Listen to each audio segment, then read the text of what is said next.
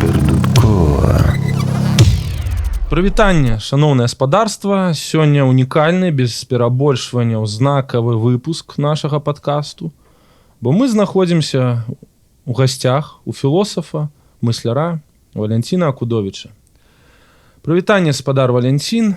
Распытваць пра вашу біяграфію не мае асаблівага сэнсу, бо вы ўсё выдатна і падрабязна і вельмі цікава распавялі ў аўтабіяграфіі «Час уявіць Сізіфа шчаслівым», якую ўсім горача раю.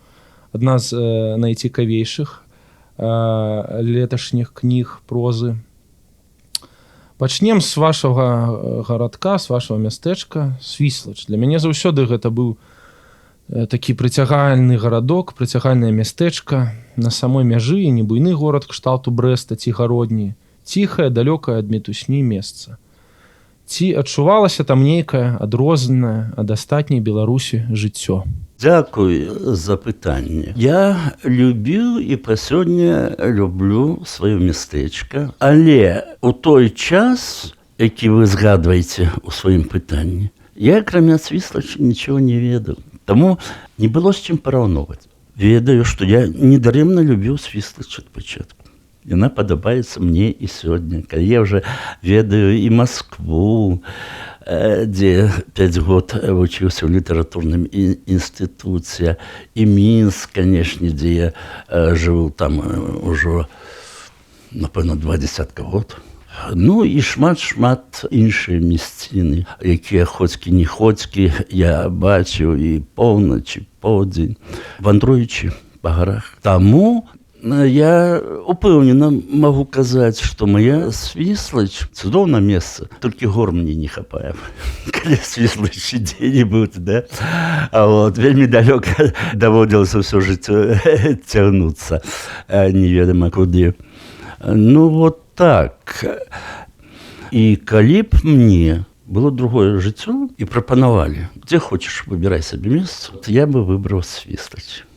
Ну вот так. Вы пачыналі як аўтар мастацкай прозы, узоры якой показкі, прыпавесь, ёсць у зборніку «Дыялогі з Богам».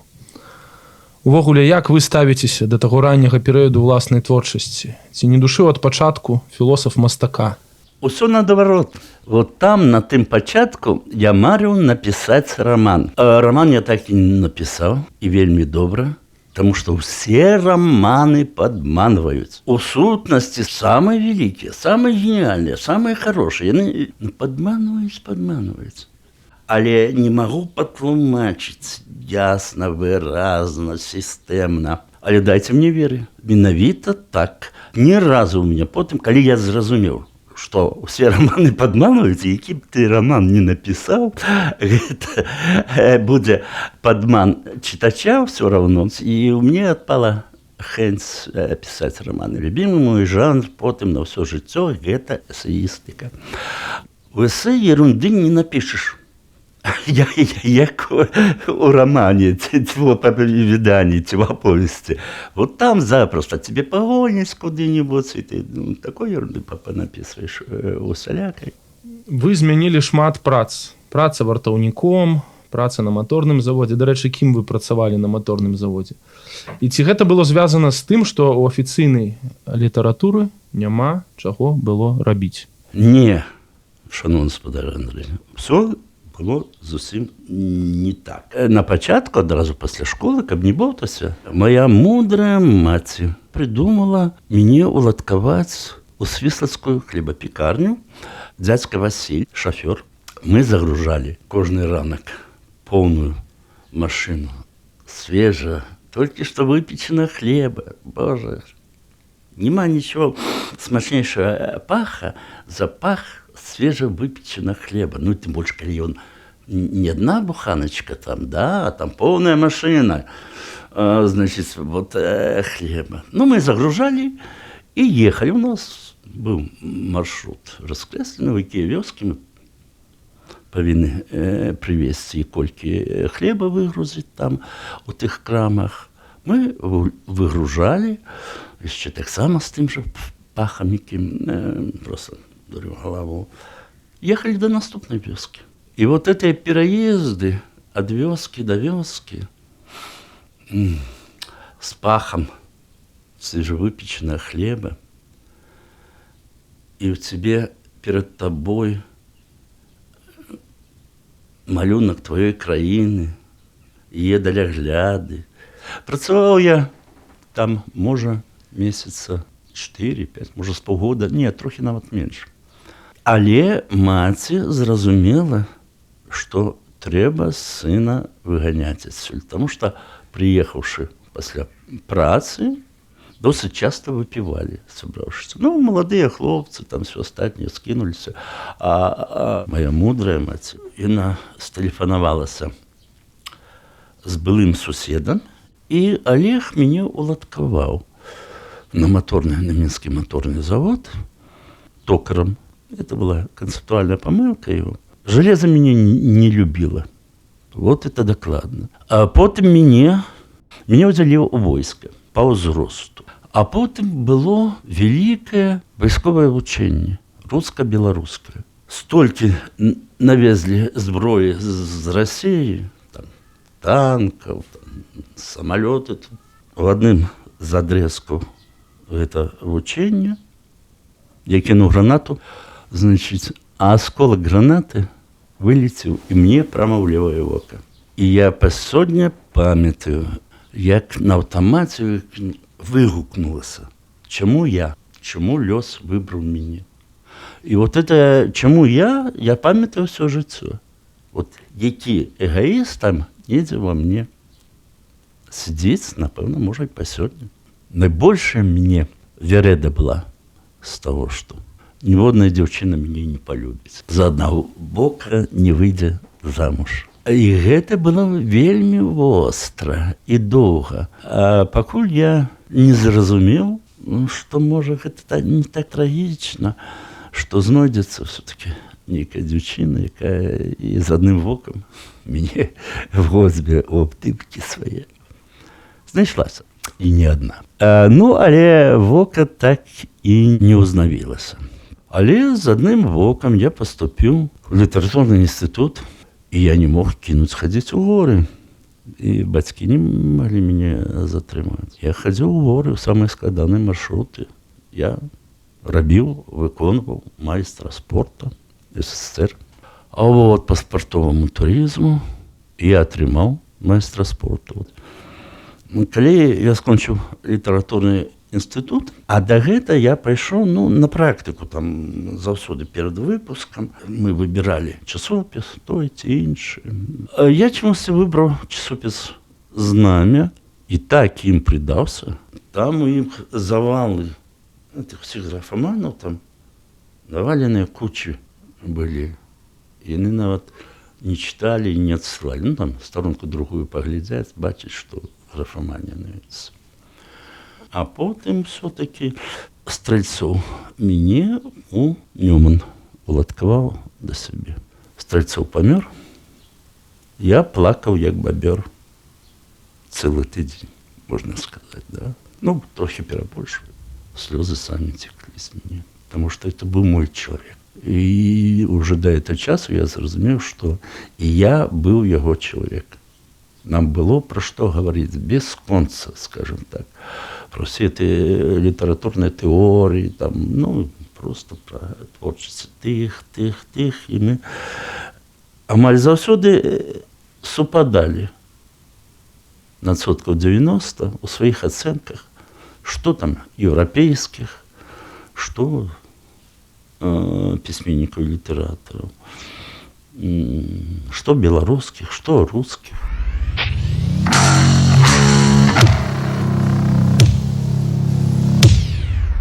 Вандроўнік, майстар спорту па спартовым турызме. Навошта гэта філосафу? Што вы, можа, хацелі гэтым даказаць сабе? Ці іншым? Па-першае, я палюбіў горы вельмі хутка з першых вандровак. А даказаць, напэўна, хацеў. Я хацеў даказаць, што я мужчына. І не толькі у ложку з каханай жанчыны. Таму я вельмі любіў аблокі. як не дзіўна. То есть мне патрэбна было тады вот набрацца вот гэтага чагось. Сержам Мінскевічам я шмат часоў размаўляў пра бумбамліт. Бумбамліт прымалі ўсіх. Гэта было іх правіла. Ці не лічыце вы, што гэта было не на карысць тагачаснаму літпрацэсу, бо чытачу стала складана разумець, дзе густоўныя рэчы, дзе безгустоўныя. Увогуле бумбамліт не ставіў пытанне густу. Бумбаліт быў з іншага матэрыялу, каб думаць пра густ. Гэта было дзіва дзіўнае, уласна кажучы. І заўважце, пасля бумбаліта, калі ён скончыўся, нічого падобнага за ўсе дзесяцігоддзі не ўзнікла. Спрабавалі, правда, некаторыя. Усе адышлі ўжо ад бумбамліта. Гэта быў недаўгавечны нейкі праект. Ці не сведчыць гэта пра... Бахарэвіч адышоў, так. Мінскевіч адышоў, і нават Ілля Асін адышоў, найбольш радыкальны з усіх. Ці сведчыць гэта пра убоства бумбамліту? Ці гэта нейкая асаблівая моладзевасць? Значыць, па-перше, я б нават вам параю. Можа, папрасіў бы вас. А не таму, што абараняю бумбаліт, а таму, што абараняю вас. Слова «убоства» я бы змякчыраваў неяк, скажем так, да? Хаця, сапраўды, чытаць іх было, як я напісаў там у гэтых запісах, ведаеце, што хадзіць праз асот з голымі каленямі, да? Але рэч не ў гэтым, рэч значна больш сур'ёзная. У Киеве открыли для себя бумбалит и настолько захопились бумбалитом, что вот эту томину на 500 сторонок за свои гроши назва «Бумбамлит. Антология белорусской поэтичной революции». Украинцы, литературная Украина, бумбалит усур'ёз лічыла менавіта як рэвалюцыю. І калі вы пішаце густу, не мелі, шмат чого не мелі, але мелі яшчэ больш, чым не мелі. Это вот зараз я афоризм придумал. Не придумал, сам выскочил. Понятно густу, скажем, у салоне, литературным таким, где дамы с верами, там это самое, вершики, читают все остальное. Это одно, беспечно, там густ повинен быть просто идеальный. И густ на баррикаде. Бумбаліт свядома ішоў вот рабіць літаратурную рэвалюцыю. Ён ствараў баррикаду. І таму ім было пофіг да густу. Тым больш, што тыя, хто будуюць баррикаду, у іх зусім іншы густ, чым тыя, хто ў салоне, для салона чытае вершык, там штосьці яшчэ. В бумбаліце былі сапраўды там, умоўна кажучы, і семікласнікі, але колькі было кандыдатаў філалагічных навук. Гэта з'ява, гэта сур'ёзная падзея, якая наўрад ці паўторыцца калі-небудзь яшчэ. І таму, як кожны кіраўнік, канечне, зацікаўлены быць бацькам ноу-хау, скажем так, да, бацькамі, да, ці цёткамі, дзве жанчыны.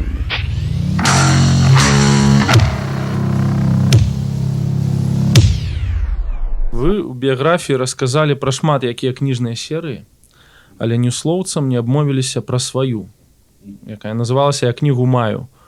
Раскажыце, калі ласка, што гэта былі за кніжкі, як вы іх выбіралі? Аднойчы прыйшоў Логвінаў, сабраў нас, тыя, хто быў пад рукой, і кажа: слухайце, захацелася мне выдаць серыю кніжак. Патрэбен лозунг, умоўна кажучы. Давайте, кожны мне завтра прынясе сваю ідэю. Я, як паслухмяны чалавек, сеў, пачаў думаць. І потым, канешне, мне згадаўся наш класік са сваімі вершамі. І канкрэтны радок. Я кнігу маю з кнігарні. Давайте я возьму яго, я кнігу маю. Все, і на этом спынимся. Калі на наступны дзень Логвін у нас сабраў всіх, я кажу: вот у меня вот такое простенькое, все, скраў у класіка. Ён уже не покрывдзіцца. О, закричали все, да, Те, хто нічого не придумав би, аби відчепився Логінова від їх і так далі. І так ставити девіз цієї серії «Я книгу маю». Як вядома, людзі далей загалоўкаў не заглядваюць, таму і па сёння шмат хто думае, што няма менавіта вас, Валянціна Кудовіча, не разумеюць, што няма нікога, як я. Вось калі я няма, як у мове пазбегнуць гэтага я, вы разважалі над гэтым? Ой, Андрей, разважаў і шмат разважаў.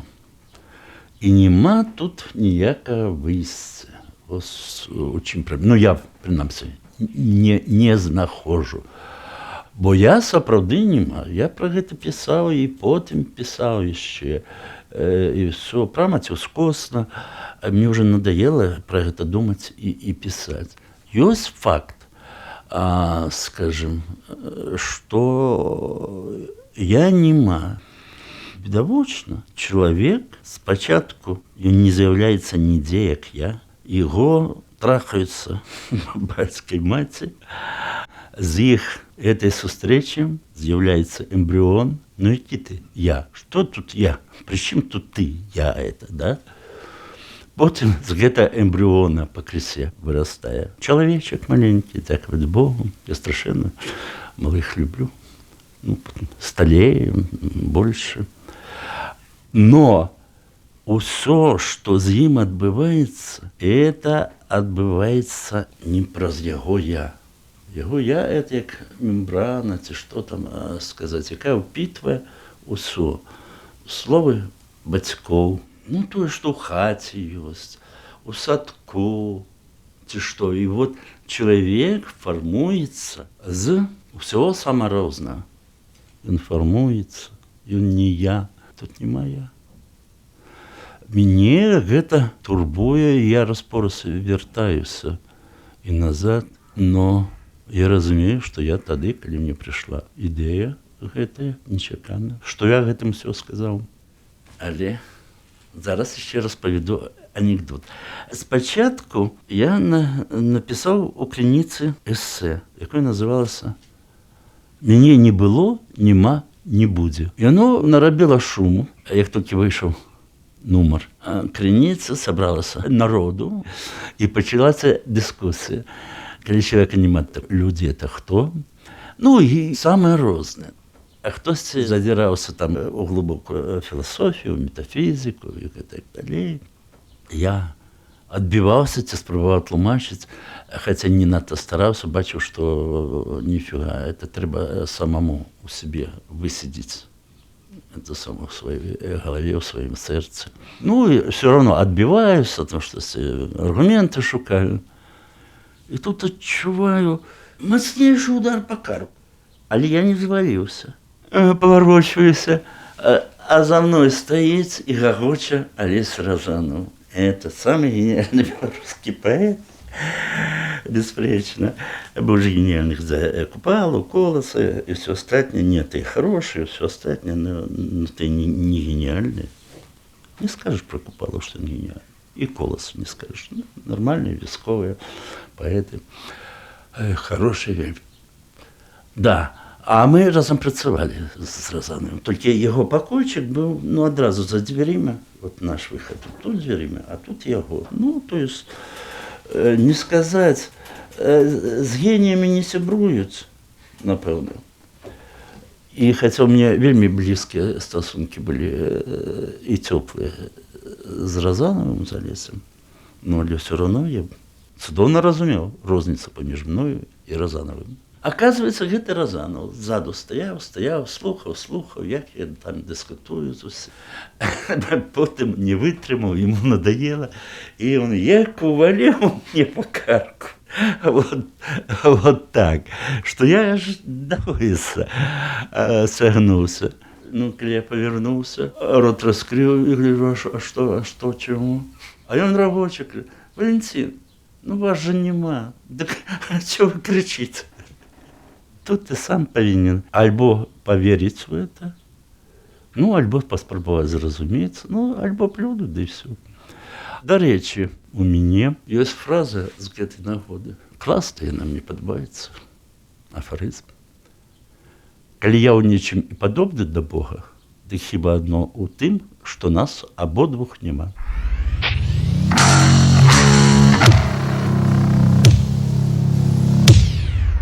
Вас можна назваць экзістэнцыялістам? Часткова. Якраз калі я ўваходзіў ужо ў літаратуру, філасофію, ўсё астатняе, экзістэнцыялізм стаў як бы дазволены. Я з цікаўнасцю, спачатку знаёміўся, а потым чытаў бальшыні матэрыялаў, якія трапляліся мне пра экзістэнцыялізм. Моя Вероніка дзесь была, можа, у другім ці ў трэцім, чацвёртым класе. І аднойчы падыходзіць і кажа: тата, навучы мяне апісаць экзістэнцыялізм. Не проста казкі, а экзістэнцыялізм. Я кажу: Вероніка, мне цяжка вельмі патлумачыць табе, што такое экзістэнцыялізм і як пісаць ташнату Сартра, скажем так, умоўна кажучы. Так что, да. Но экзистенциалистам все-таки не. Некие недзе моманты сустракаліся, не, бо вот гэта мяне нема, гэта моя цікаўнасць да нішто, па векавым рахунку нават не звязана з чалавекам. Гэта метафізіка. Гэта вельмі глыбокае і вялікае пытанне, якое... Вы хутчэй метафізічны філосаф. Да, не экзістэнцыялізм. Скажем так, метафізіка, да. Але акрамя метафізікі, вось вы яшчэ волей-неволей паднімалі... Гэта нават... Метафізіка — это нават не агульначалавечыя праблемы, да? Гэта метафізічныя асобныя праблемы. Але волей-неволей вы пісалі таксама пра спецыфічна беларускія праблемы. То бок, акрамя таго, што вы метафізічны філосаф, ці можна вас яшчэ назваць філосафам будавання беларускай нацыі? Метафізічны філосаф, гэта гучыць таксама не надта добра. Вы метафізік. Метафізік, не трэба філосаф, а штосьці яшчэ. Што да Беларусі? Па-першае, так. А Беларусь для мяне самая актуальная праблема. Больш актуальная за метафізіку. Метафізік, куды ты ўжо падзенешся? Яна ёсць, ёсць. Я толькі што сказаў эту фразу, калі я ў нечым падобны да Бога, да, вот толькі што, да? Да, дык вот, метафізіка — это метафізіка, да? Калі я ў нечым падобны да Бога, так у тым, што нас абодвух не... Дарэчы, я і пра гэта Ніцше, па сутнасці, пісаў. А Беларусь для мяне, прабачце за это слово, святое. Гэта настолькі важна, як важна, каб все добра было у маёй Веронічкі. Настолькі важна, каб все добра было у маёго сына і у маёго унука, якога нарадзілі мой сын з жонкай. Таму трохі нечаканае пытанне, но мне нема гатовага адказу, то есть параўнанне. Я не уяўляю сябе без Беларусі. Хорошо, я нават рызыкну так сказаць, што для мяне, калі увесь свет знікнуў, кашчунствую, конечно, кашчунствую. А Беларусь засталася, то увесь свет не знікнуў бы. То есть Беларусь, это я зараз на хаду придумляю, менавіта Беларусь ратуе для мяне увесь свет. Пакуль будзе для мяне існаваць Беларусь як галоўная каштоўнасць майго жыцця, датуль я буду увесь сусвет лічыць каштоўнасцю. Скажем так.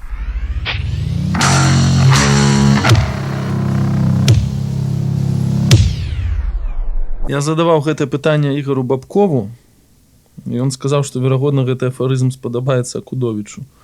Людзі робяць мастацтва, каб спадабацца Богу. Што вы можаце на гэта адказаць? Ведаеце, гэта хутчэй за ўсё нейкі адгалосак, мне здаецца, Камю, Альбера Камю. І да, мне падабаецца гэта. І неважна, ці тут Камю прыклаў трошкі руку, ці не прыкладаў. Дарэчы, з Ігорам у нас шмат год сябруем. Можа, колькі разоў разам в адной байдарцы плавалі. Тыдні ці 10 дзён. Ён мае рацыю, канечне. Мне гэта падабаецца, бо гэта слушна.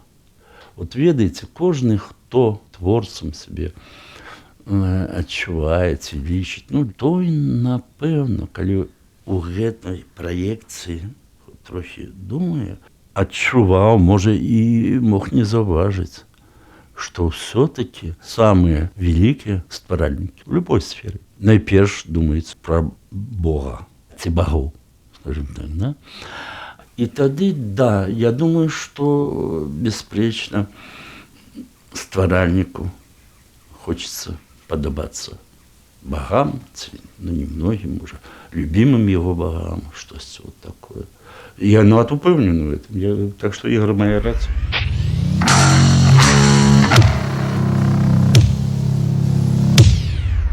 Вы пісалі, што хуткая эпоха тэксту скончыцца.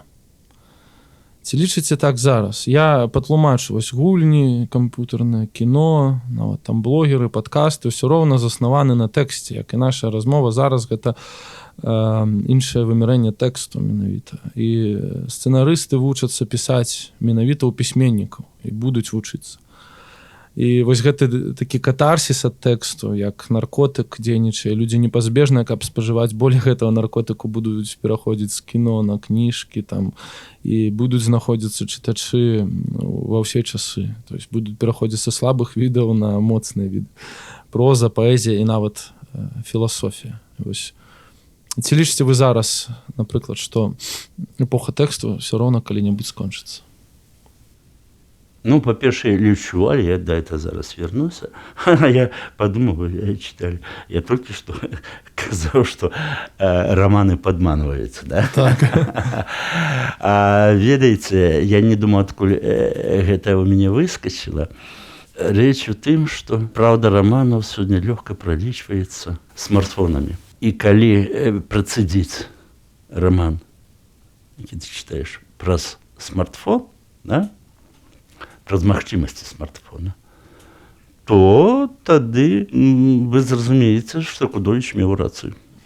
Там столькі падману, хвасні і ўсё астатняе.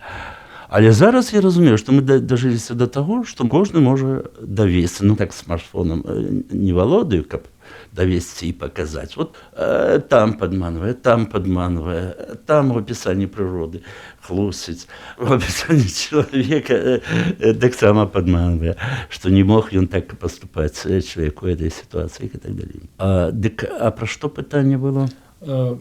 Ці скончыцца эпоха тэксту? Яна скончылась давно ўжо. Уже скончылась. Таму што тэкст заваяваў усе часткі свету якраз таму, што ён заняў нішу, якая была абсалютна неабходная да працягу больш якаснага жыцця. Праз тэкст шмат чаго паўзнікала, цэлая цывілізацыя, якія першыя тэкстам пачалі валодаць, і чым больш ён быў мабільным, тым больш яны і рванулі, тым больш яны набудавалі замкаў, там, караблёў, чорт ведае чаго. Зараз галоўную ролю у прасоўванні цывілізацыі наперад адыгрывае лічба. Усе гэтыя смартфоны, ўсё астатняе напічканы лічбамі. А я калісьці прыдумаў, і нават пара чалавек ужо скарысталася, што зараз мы не паміраем. Зараз мы обнуляемся. Да, нулем. Это уже не смерть. Нават калі табе і помнік паставілі, все, і плачуць. Нет, это уже обнуление идет. Таму спадзеў на тое, што тэкст застанецца не маньяка. Ну, нават яшчэ, да, яшчэ шмат дзе, нават доўга будзе трымацца, нейкі ўсё астатняе, як архаічнае, нешта, але карыснае і простае. Ну, у тэкст я ўжо не веру. Цалкам магчыма, што чалавецтва досыць хутка перастане жыць без тэкста. Праз лічбу, праз малюнак. Я яшчэ не ведаю, што за гэтым стаіць, это я просто так балбатнуў, скажем так, да. Но у мяне інтуіцыя, што да, хаця тэкст я вельмі люблю. Тэкст — это моя другая бацькаўшчына. Да? Я вам казав, што як беларус мне дарагая. Вот. Такі тэкст. Але разам з тым я не магу хлосіць, каб казаць, што тэкст яшчэ на мільёны лет хопіць. Да пабойцеся Бога, што на мільёны. Вот. Я не знаю, як это будзе ўсё перадавацца, да? На відавочны тэкст, марудны, і яго падаваць марудна, і яго чытаць марудна. Я не ведаю, на халеры, куды чалавеку і чалавецтва спяшацца, да? Абсолютно не верю. Может, тэкст якраз берег, вот, не даючы разогнаться за лишнім. Наперед, хоч і за ўсё. Вот. Але рэч у тым, што сылом не зможаш працаваць з тэкстам, калі будуць зусім іншыя, які мы не можам зараз уявіць, формы і фарматы падачы інфармацыі, пранікнення значна глыбей, чым тэкст. Тэкст, прачытаў там, нават не паўраман, там 2-3 старонкі, асэнсоўваць праз галаву, это так доўга, это там ацэніць, ўсё астатняе. А будзе штосьці, што будзе адразу хоп, Наўпрост у мозг. Напрост у мозг і ўсё. І нават без развагаў, без нічого. Хоп! І як мышылоўка захлопнулася. Все. Дзякуй вялікі за гутарку, Валентин Васильевич. Я нагадаю нашим слухачам, што там, калі яны чытаюць нейкія актуальныя кніжкі з аналізам актуальных падзей, там і пісьменнікі спаборнічаюць, чыя кніга выйшла першая, з'яўляецца больш актуальнай, але насамрэч самымі актуальнымі кнігамі зараз застаюцца менавіта кнігі Акудовіча, цалкам магчыма будуць заставацца яшчэ шмат гадоў. Шукайце іх, чытайце, усяго найлепшага. Супер